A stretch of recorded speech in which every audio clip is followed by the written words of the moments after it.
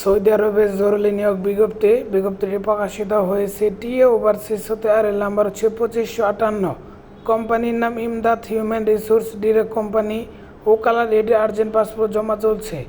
কাজের ধরন হবে কনস্ট্রাকশন লেবার এবং ক্লিনার। বেতন 800 যোগ 200 মোট 1000 রিয়াল।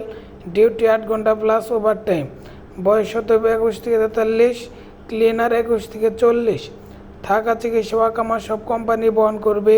প্রার্থীকে সংশ্লিষ্ট ট্রেডে কাজ করার বাস্তব অভিজ্ঞতা থাকতে হবে। তাকামুল সার্টিফিকেট লাগবে। ফিশার প্রেশার লোড অ্যান্ড আনলোডিং তাকামুল বা এসবিপি এনটিএস ট্রেড সার্টিফিকেট লাগবে।